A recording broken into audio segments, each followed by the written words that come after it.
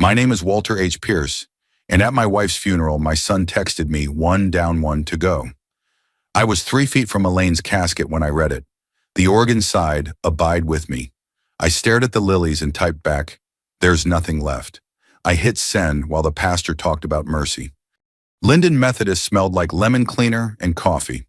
The ladies had set out ham sandwiches and the little sweet pickles Elaine loved. Wind pressed the stained glass. The furnace clicked on and off.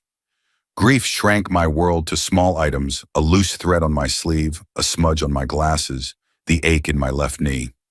Elaine lay in a satin-lined box from Fitch & Sons, hair set by Donna, the way she liked it on Fridays, the faintest echo of lilac if you leaned close and believed. The hospice nurse had told me how quiet a body could be. She was right. Quiet isn't silence. It's a locked door. Brad stood near the back like a guest who wasn't sure which side he belonged to. 34 Columbus address tech sales suit that looked leased. He held his phone like a second heartbeat and nodded at people he'd never call by name. Pastor Ellison read about a time to be born and a time to die. My phone buzzed again. Don't drag this out. I slid it into my jacket as if burying a live thing. I looked at the folded flag from my years in the guard corners, tight as a promise. Memory showed me Elaine pulling a cherry pie too soon because I couldn't wait us on our knees hedging the yard, her saying, there's always enough for people who show up, Walt. The viewing line moved like a slow river, old men from the VFW Cheryl, from the library neighbors who still haul our trash cans on snow days. They squeezed my hand and told stories. I smiled the way a cracked cup still holds coffee. Brad kept to the edges with two glossy young men. He never came to look on his mother's face. When the funeral director gave me the nod, I walked to the casket. Elaine looked like sleep you could still bargain with. I bent close. I'll handle it. I told her the way I'd tell her I'd fix the porch light. In the fellowship hall, the coffee urn hissed. A baby cried. My brother-in-law murmured about the Browns because life keeps going. I found Brad by the exit where gray winter light made a rectangle on the floor. He didn't meet my eyes. We need to talk about the house, he said like hello. Cost extra. The house can wait. You're not getting younger, he said to his reflection. Best to get things in order. Mom would want. Don't put your mother in that sentence. You can't sit on assets out of spite, he murmured. You texted me, I said. He blinked. You read that wrong. One down, one to go. I let the words land between us. His jaw worked. He hates when I call him son, so I did. Son, I said, this isn't a conversation. It's a line you crossed. My niece Darla showed up with a paper plate. Uncle Walt, I made up a to-go ham on rye. I thanked her. She turned to Brad. You doing okay? Fine, he said in a tone that meant, can we stop pretending this matters? At the graveside, Flurry skittered like ash. The honor guard folded the flag. Taps hung in the gray air. Brad stayed back a statue with a phone. When the first dirt thudded, my knees softened. Lois took my arm. You come with us tonight, she whispered. I shook my head. Grief is a job some men work alone. Back at the house on Beechwood, the air held casserole heat in the ghost of wet wool. I hung Elaine's scarf because her shampoo still lived there. I sat at the Formica table with the Nick from the year Brad launched his Tonka. Paper-weighted hospice receipts, the folder from Fitch & Sons, a list of sympathy cards. I put my palms on the table and breathed until breathing remembered me. My phone lit again. Stop being dramatic. I'm coming by tomorrow morning. We'll call a realtor, sell the apartment, move into assisted living. We'll both sleep better. We snagged me like barbed wire. I stood at the sink and watched the January plow throw sparks when it clipped the curb. Elaine's last clear words came back from the hospital. Don't let him take what we built and call it love. I scrolled to my reply. There's nothing left, and let it sit like a nail I'd already driven. In the junk drawer beneath rubber bands and a flashlight that only works if you hit it, I found a business card. Marjorie Klein, ESQ. Elder Law Trusts Kettering. Elaine and I had met her 2 summers ago, came home with binders and hard conversations. I pressed the card until the raised letters imprinted my skin. I poured one finger of Elaine's bourbon and raised it toward the empty chair. I'll handle it, I said again to the scarf on the hook, to the dent in the cushion where she used to sit. I slept without sleeping. At 5:52, the first bus braked at the corner like always. Dawn came up the color of an old bruise over Dayton. I made coffee too strong and drank it anyway. I put on my coat and my wedding ring. At 7:15, I dialed. Her assistant answered on the second ring. "This is Walter Pierce," I said, steady as a plumb line. "I need to sell a house, freeze some accounts, and be hard to find." The words sounded like a stranger's. The voice was mine. And for the first time since Elaine let go of my hand, I felt the floor under my feet. The night after Elaine's funeral stretched like barbed wire. I sat in the dark living room on Beechwood, staring at the pattern on the carpet until it seemed to crawl. The casserole dishes were stacked in the fridge labels in my neighbor's handwriting heat at 350 extra cheese. Elaine would have scolded me to eat. Instead, I poured another cup of cold coffee and listened to the house sigh. The radiator hissed and popped, same as it had for 40 years. Elaine always said the sound was comforting, like the house breathing. Without her in it, the place felt like a shell. My hands couldn't find rest. I folded and unfolded the sympathy cards, rubbed the paper until the ink blurred. I replayed the moment over and over, standing at her casket phone, buzzing in my pocket those 6 words from Brad: one, down one to go. People say you can misread tone in a text. There was no tone to misread here. He meant every letter. I thought about Brad at 10 playing Little League at Triangle Park, cheeks smudged with dirt, calling Dad, "Watch this." I thought about him at 16, door slamming, shouting that I was nothing but a paycheck. The boy who used to leave me drawings of tractors on the fridge had grown into a man who could look at his mother's coffin and see a balance sheet. The clock ticked past midnight. My knees ached the way they always do when the cold sets in. But pain wasn't the thing keeping me awake. It was the hollow. Elaine was the buffer between me and Brad. With her gone, there was no more middle ground, only a trench. I pulled out the card from Marjorie Klein, the elder law attorney Elaine had insisted we meet. "Someday we'll need her," she had said while we drove home from Kettering. I'd brushed it off, thinking we had years. Funny how years turn into yesterday. At 2 a.m., I wandered into the kitchen. The hum of the fridge sounded too loud. I took out Elaine's scarf from the coat hook and pressed it to my face. Lavender. That scent had clung to her skin even in hospice. "I'll handle it," I whispered again, though this time my throat caught. I sat at the table with a yellow pad. In the Army Guard, they drilled into us, "No plan survives contact, but you plan anyway." I started making lists, bank accounts, utilities, car titles. Elaine's handwriting still marked some envelopes in the drawer. She'd always been organized. I'd always been the one who meant well and left things half-finished. Not this time. The phone lit up around 3. Another message from Brad: "I'll be by in the morning. Don't fight me on this. No condolences. No, Dad, are you okay? Just business cold as steel." I stared at it until the words burned. Then I wrote on my pad, 7:30 a.m. call Marjorie, 900 Bank, noon Realtor. Each line steadied me. The bourbon glass on the table caught the streetlight and looked like a small fire. Dawn crawled gray over Dayton. I brewed coffee thick enough to chew. My reflection in the kitchen window looked older than yesterday, older than 69 had any right to be. But behind the sagging eyes, there was something else, a line of steel I hadn't seen in years. At exactly 7:30, I dialed Marjorie's office. Her assistant answered chipper, as though it wasn't the day after my world ended. "This is Walter Pierce," I said, voice low but firm. "I need to sell a house, freeze some accounts, and disappear for a while." There was a pause, then she said, "Mr. Pierce, come in today. We'll clear the schedule." I hung up and felt the kind of calm you only get after deciding something irreversible. I wasn't just reacting to Brad's cruelty. I was claiming the last bit of ground Elaine and I had built together. By 9, I was standing in line at the bank on Main Street, the same one where Elaine and I had opened our first joint account. I carried her death certificate in my pocket like a shield. When the teller asked how I was holding up, I said as well as a man can. Then I closed the joint accounts, canceled the cards, and locked down the trust we had started with Marjorie. Brad called 6 times while I signed papers. I let the phone buzz in my coat. Each vibration felt like proof I was doing the right thing. That afternoon, I sat across from Marjorie in her oak-paneled office. She wore her reading glasses low and tapped her pen as I laid it out, the text: "The funeral, the years of neglect." She didn't flinch. "We can move quickly," she said. "If you want to protect yourself and what Elaine wanted protected, we'll set it in motion now." I nodded. "Do it, all of it."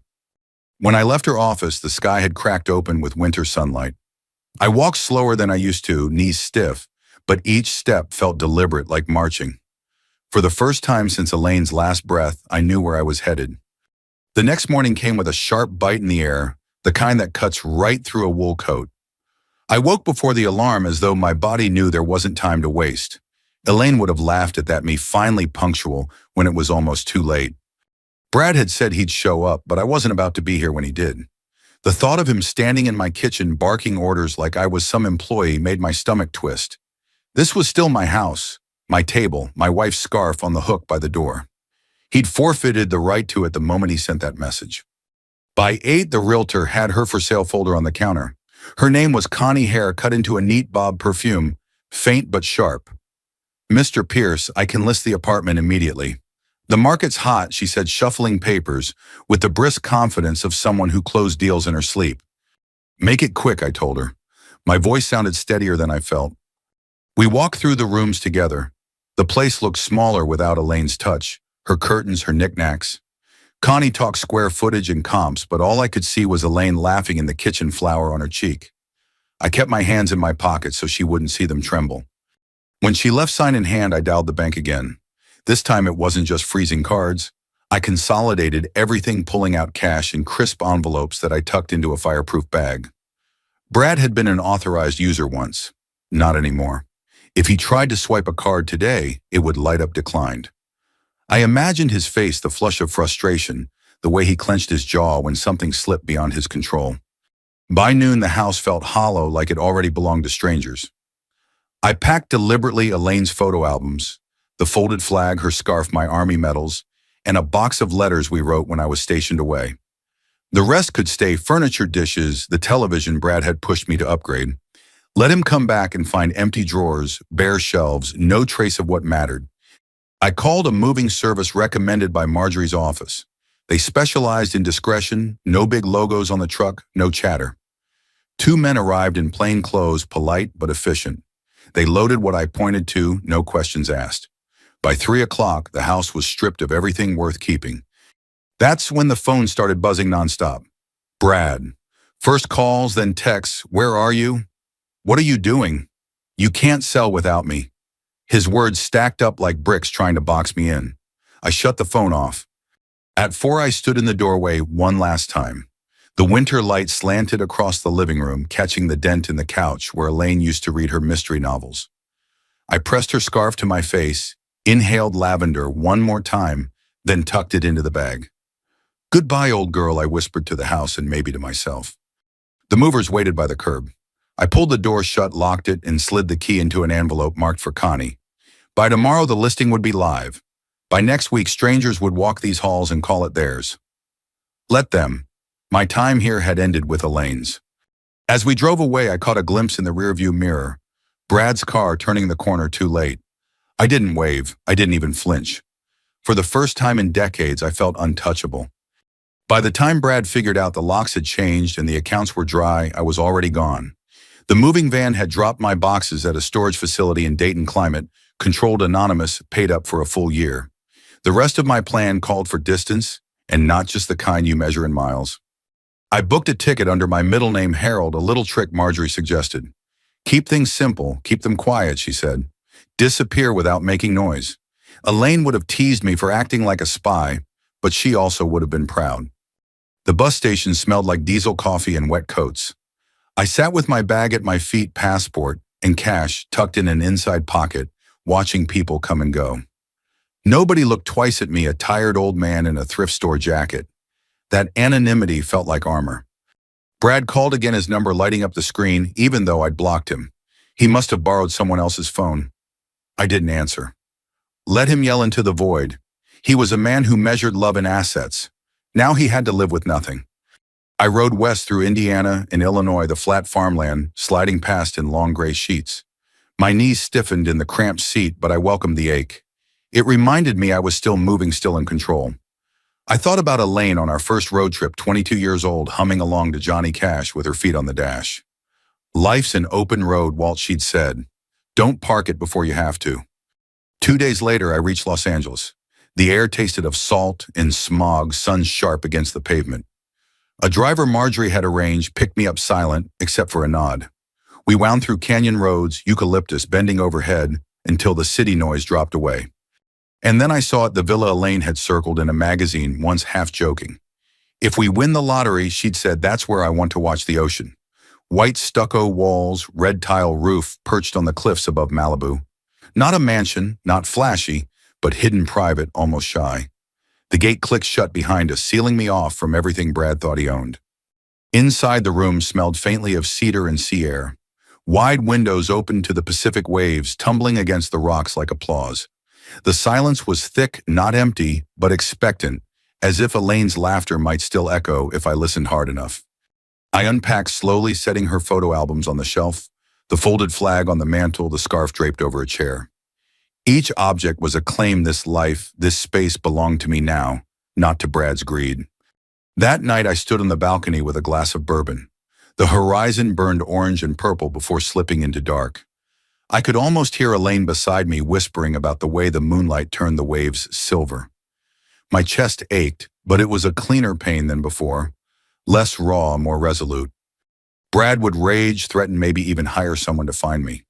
But by the time he realized the accounts would be sealed, the property gone, the trust untouchable. He couldn't bully what he couldn't reach. I raised my glass to the sea. You always wanted the ocean, Elaine, I said. So here we are. He won't touch us again. The waves answered steady and unbroken like a vow. The days in Malibu began to settle into a rhythm like the tide itself. Morning light spilled through the villa's wide windows, laying long gold streaks across the tile floor. I brewed strong coffee black as tar and carried the mug out to the balcony where the ocean stretched endless and patient. The surf was steady, the gulls wheeled lazy arcs overhead, and for the first time in months, maybe years, I could breathe without feeling like the walls were pressing in. I filled the silence with little routines. I walked down the narrow path to the beach cane, crunching in the gravel, knees stiff but willing. I read through the stack of paperbacks Elaine had left, half-finished, her bookmarks, still tucked between the pages.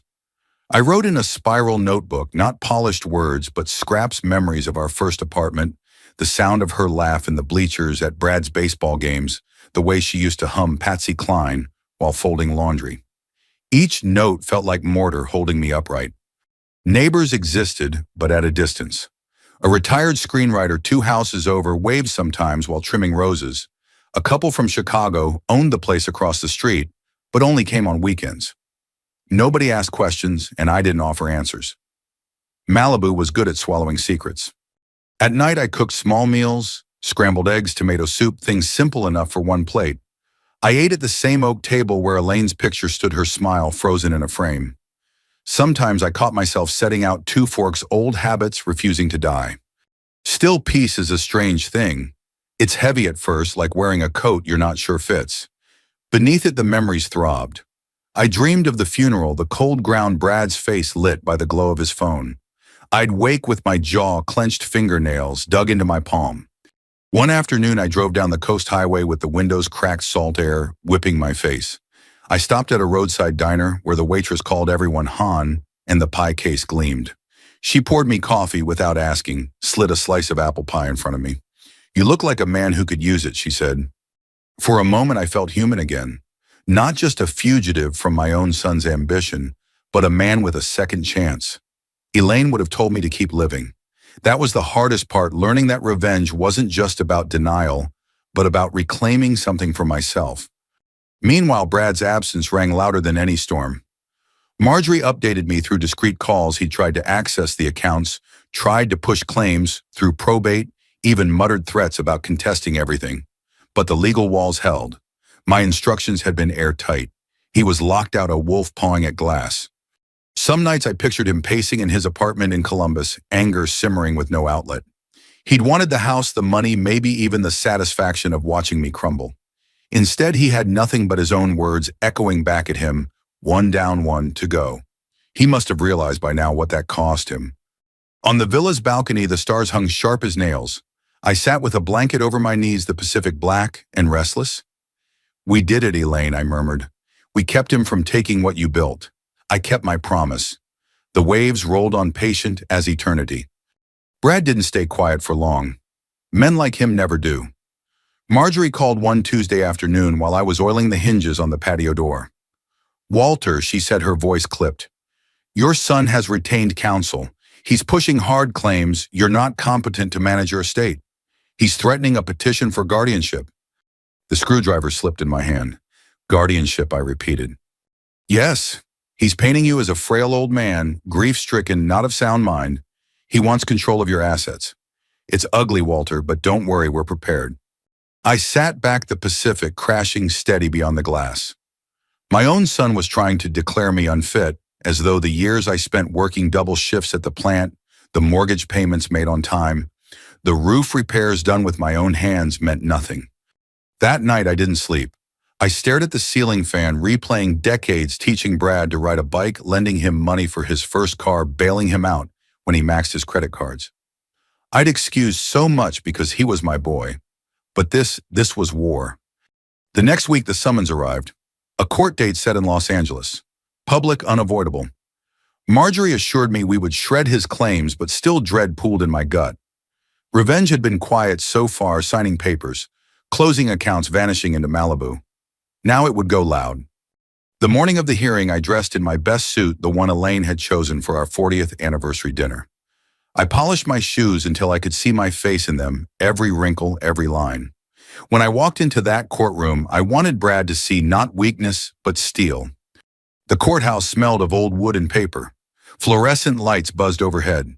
Brad sat at the opposite table, smug in his tailored suit, his lawyer whispering in his ear. He didn't look at me, not at first. When he finally did, his eyes were cold, calculating like a gambler, convinced the deck was stacked in his favor. The judge, a woman with sharp eyes behind wire-rimmed glasses, called us to order. Brad's lawyer painted a picture of me as a confused widower, vulnerable, incapable of handling money. Our client only wants to ensure his father's well-being, he said smoothly. I felt my pulse drum in my ears. Then Marjorie stood, her voice firm, crisp. She produced the documents, every transfer, every signature, the trust Elaine and I had set years ago. Mr. Pierce acted with clarity and intention, she said. His son's own messages tell the true story. And then she read it aloud. 1 down, 1 to go. The words echoed through the courtroom like a gunshot. A murmur rippled in the gallery. Brad's face tightened, color rising in his cheeks. I leaned on my cane, rose slowly, and asked to speak. The judge granted it. My voice shook at first, but steadied. I buried my wife of 44 years last week. At her funeral, while I stood by her coffin, my son sent me that text. Does that sound like a man concerned for my well-being, or a man concerned for my bank account? Silence fell heavy. Brad shifted in his chair, jaw clenched. I may be 69. I may walk slower, sleep less, and ache more than I used to. But I am not incompetent. What I am is finished being used. When I sat down, the air felt electric. The judge's gavel cracked once. Petition denied, she said, voice cool but final. Brad slumped, his lawyer's hand gripping his arm like restraint. I didn't smile. I didn't gloat. But inside, a weight lifted. This was the public reckoning. My revenge wasn't shouting or fists. It was truth, plain and undeniable, spoken where everyone could hear. As I left the courthouse, people stepped aside. Some nodded, small gestures of respect. Outside, the California sun felt warm on my face. For the first time since Elaine's funeral, I stood tall. The courthouse steps were still warm from the sun when I stopped to catch my breath. Reporters with cameras hustled toward a bigger trial down the block, not giving us a glance. That suited me fine. My fight wasn't for headlines. It was for Elaine. It was for the years of work, the nights I came home bone-tired but still fixed the leaky sink, the sacrifices no one but she and I understood. Brad stormed out behind me, his lawyer tugging at his sleeve. You'll regret this, old man. Brad spat, his voice low, sharp enough to cut. I turned and met his eyes. I already regret raising a son who can't tell the difference between love and money. The words came easy, flat, not angry anymore. Just true. He blinked, taken off guard, then turned away, shoving his phone into his pocket like it held the last of his dignity. For once, I didn't chase after him. I let him walk off into his own emptiness. Back at the villa, the Pacific was restless waves, slapping the rocks with steady rhythm. I poured 2 bourbons, set 1 glass in front of Elaine's picture, and sipped mine slow. The courthouse scene replayed in my head, but instead of bitterness, I felt release. Revenge wasn't about hurting Brad. It was about cutting the cord, leaving him to his own choices, and taking back what little piece Elaine and I had left to protect. The following weeks were quiet. I fixed the garden gate, bought groceries from the small market down the hill, and watch the sun melt into the ocean each night. Sometimes I'd talk to Elaine out loud. "You'd like it here," I'd say. "Smells like salt and roses." No one asked questions. Brad tried to call again, different numbers blocked each time. His messages grew shorter, angrier. "You'll die alone. You can't hide forever." I deleted them without a second thought. He was right about one thing: I would die someday, alone or not. But it would be on my terms in the place I chose, not on a leash he tightened. One Sunday morning, while the waves were calm as glass, I sat on the balcony with a notebook. I wrote a letter not to Brad, but to whoever might care enough to read it someday. I told the truth plain: how greed can rot a family, how silence can be its own kind of justice. I signed it simply Walter H. Pierce, husband, father, soldier man, who learned too late, but learned all the same. The villa became a sanctuary. The gulls called at dawn, the coyotes howled in the hills at night, and I found myself breathing easier. My revenge had been completed in public, but its reward was private: the dignity of a man who refused to be erased. To those listening now, I'll leave you. This life is shorter than we think, and the people we love are worth more than anything we'll ever own. Don't let anyone convince you otherwise. If you've ever been mocked, dismissed, or used, know that you're not alone. You have the right to stand tall, to protect what matters, to cut ties when ties turn into chains. If this story moved, you share it with someone who needs to hear it. Subscribe, stay a while, and remember, justice doesn't always come with fire and fury. Sometimes it comes with silence, a closed door, and the sound of the ocean reminding you you're finally free.